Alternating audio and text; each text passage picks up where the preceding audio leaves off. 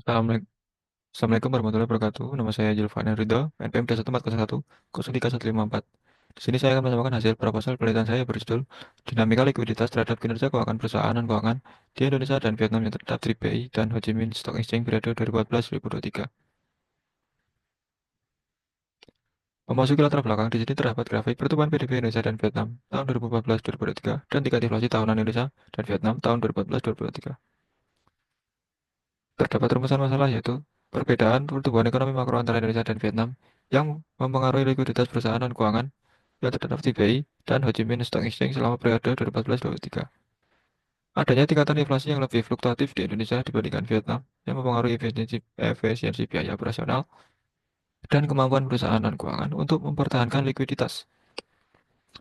Yang ketiga, adanya tantangan bagi perusahaan dan keuangan yang terdaftar di BI dan HOSE dalam menyesuaikan strategi keuangan mereka untuk mempertahankan likuiditas di tengah ketidakpastian ekonomi global seperti kenaikan harga energi dan pangan.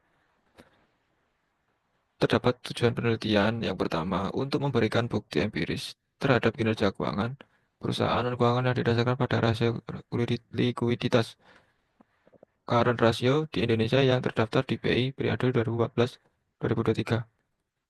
Yang kedua, untuk memberikan bukti empiris terhadap kinerja keuangan perusahaan dan keuangan yang didasarkan pada rasio likuiditas current ratio di Vietnam yang terdaftar di Ho Chi Minh City Stock Exchange periode 2014-2023. Landasan teori kajian pustaka menggunakan teori signaling Adu data tahun 2019 menjelaskan tindakan yang dilakukan oleh perusahaan memberikan sinyal kepada investor tentang persepsi manajemen perusahaan. Laporan keuangan menunjukkan kinerja keuangan perusahaan sangat penting untuk mengetahui bagaimana keadaan keuangan perusahaan. Esomar Kristianti 2021. Rasio likuiditas menunjukkan seberapa baik suatu perusahaan dapat memenuhi kewajibannya secara keuangan. Rizky Amalia dan Maurus Ali 2020. Pengukuran kinerja keuangan juga penting sebagai sarana untuk memperbaiki kegiatan operasional sehingga bank dapat berkembang. Permana et al. 2022.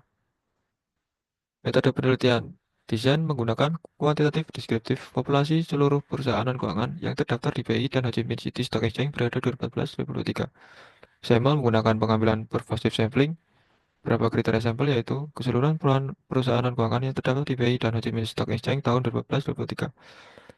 Yang kedua, perusahaan dan keuangan yang menunjukkan laporan keuangan tahunan yang telah diaudit pada tahun 2014-2023. Yang ketiga, perusahaan dan keuangan yang mencatat sesuai variabel yang dipakai peneliti.